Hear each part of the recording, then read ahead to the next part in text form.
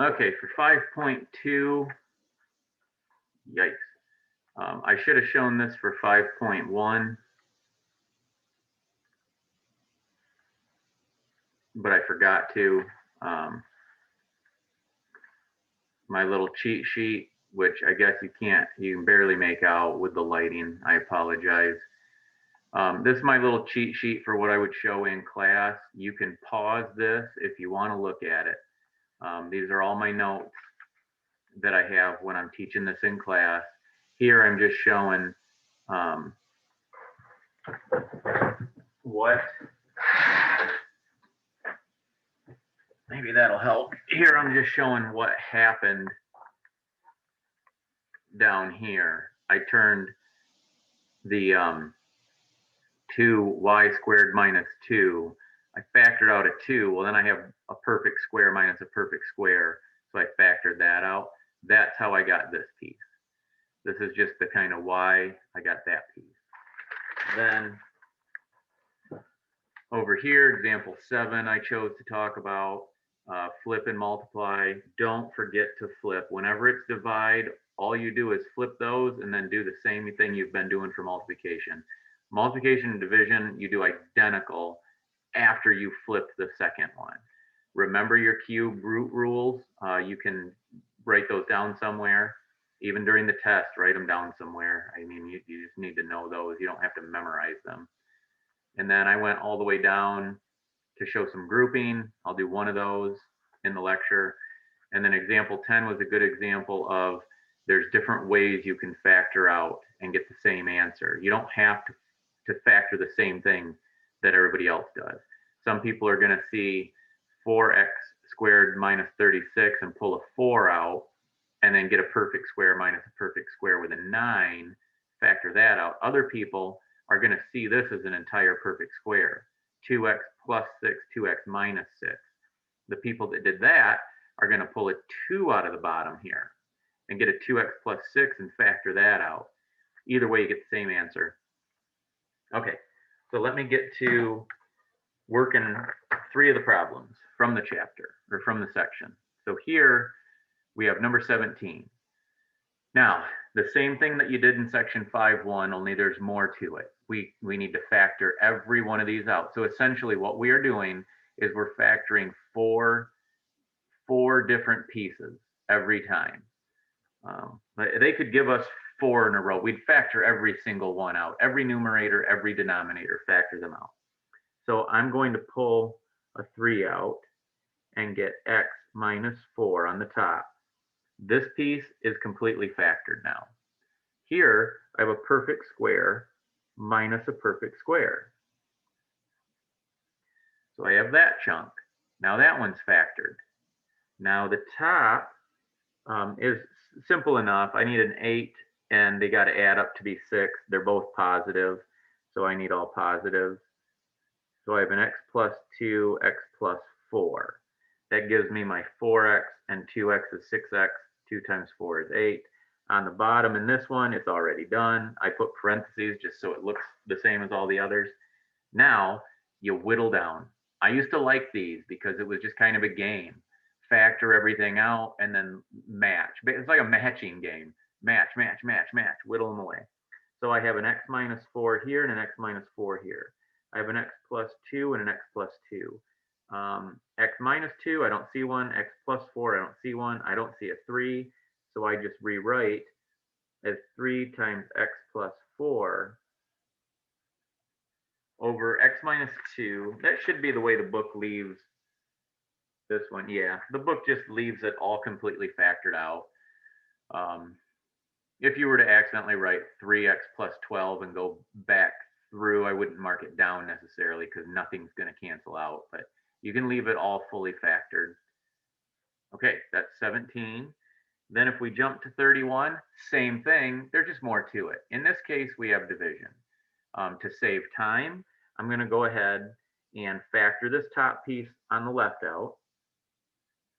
And again, plus, plus, I know they're both plus. I need a 5. They need to add up to 6. That's easy enough. X plus 5, x plus 1.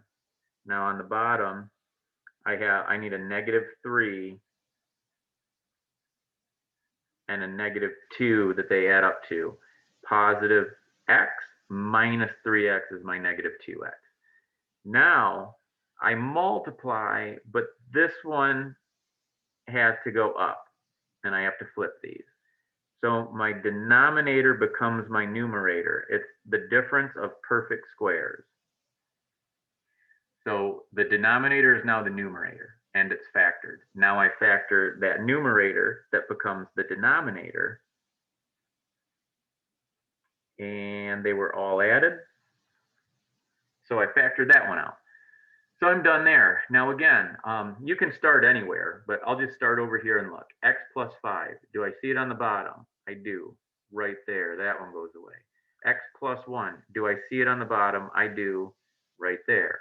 X plus 3, do I see that on the bottom? Yep, right there. X minus 3, do I see it? I do, right there.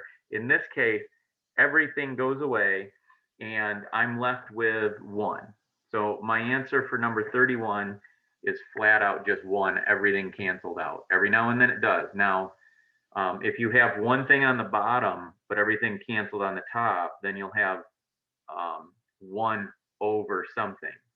So don't whittle away. If something goes away, if everything goes away on the top, but 1's left on the bottom, make sure you still have 1. This is basically saying 1, 1, 1, 1, 1, 1, 1, 1, 1, everything divided in 1. They don't disappear. They don't become 0. X plus 5 divided by x plus 5 is 1. So you always have a 1 when they go away. Now, I'll do one grouping problem and then be done with this lecture. When the book gives you 4, just go ahead and group and treat the first 2 as one group, second 2 as another group. The book doesn't make it too complicated with grouping. They're basically giving it to you. So what I draw out of the first piece here is an x, and then I have a plus b. And then here I see a 2. So I can factor out a 2, and I have a plus b. Now, the key is, once you get the first piece, you need this same quantity over here. It doesn't work. If this had been a negative, then I'd change and pull out a negative 2 to make it positive. I just need those to match up.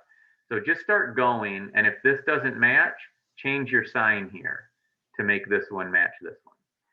And maybe I don't know, I didn't do this problem yet, so maybe we'll end up with that.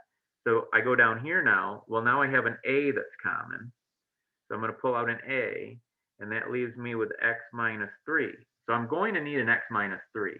I'm going to go over here and see that I can pull a b out. I always say plus, because if I have to change it, I'll just erase it and make it a negative. If I pull a b out, I have an x minus 3 left over. Pull my b out, I have x minus 3. That works. Okay. So then we'll clean this up in a minute. I'm just going to group everything first. I'm going to pull out my factors that I need. So here, again, I have an x, and I end up with, if I pull an x out, I have a minus b. So then I'm going to say plus and see what happens. I can pull a 3 out. If I do, oh, here's a good example. If I do, that means a negative a plus b. That doesn't work. I have a negative a plus b doesn't match with this. That's when I go back and I say, okay, I'm not going to pull out a positive 3. I will pull out a negative 3. If I pull a negative 3 out, then that makes that a positive a, and that makes that a negative b. So this is your indicator here. And you need this quantity. Oh, crap. I don't know if you can see that on your screen.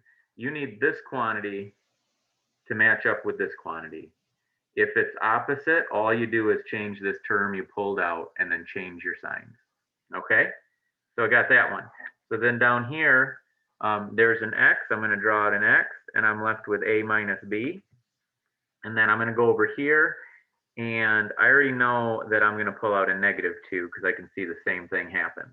If I pull out a negative 2, I have a positive a. Negative 2 times a would give me my negative 2 back, and I'm going to have minus b because that would give me a positive b. Now I clean it up. I say a plus b times x plus 2 over x minus 3 times a plus b times a minus b times x minus 3, a minus b times x minus 2. There's the clean version. You pull out your similar factor. Think of this as like an a. If you saw, and I'm pretty sure I showed this in a lecture. If you saw that, it'd be clear as day. You'd say, oh, I got to pull an a out. Look at that, a. When I do, I'm left with x minus 3. Just treat the whole quantity as one thing. That whole quantity is the same. Pull it out, multiply by the 2 you're left with. Okay, and again, you can pause this to make sense of this if you have to. So I just cleaned it up. Now I start with a plus b. Is there 1 on the bottom? Here's 1 right here. Gone. Divided evenly, 1, 1. X plus 2. Is there 1 on the bottom? No. That one's staying, and I can write that right away. I can say, okay, my x plus 2 is staying on the top. A minus b. Is there 1? There sure is, right underneath it. Okay, that's gone. X minus 3. Is there 1? There sure is right here. So I'm done going across. I had this one left. Then I go to the bottom, gone, gone, gone. I'm left with x minus 2. So my answer is x plus 2 over x minus 2. Now, in this case, I can't negate anything because if I negate this top one, then sure, my 2's are both negative, but I end up with a negative x. So this is my answer. I can't multiply by a negative 1 because they're not both opposite. Okay, that's section 5.2. That's 5.2. Hopefully you don't mind that. It's not really too bad. It's just a matter of factor, factor, factor, factor, factor, factor, factor, factor, factor, factor, all the way to the end. Then look for matching, basically. Just a I used to love matching games when I was a kid. Maybe that's why I like doing these, or I'm just a nerd. I don't know. And then just start whittle them away. Okay, hopefully you have fun with it.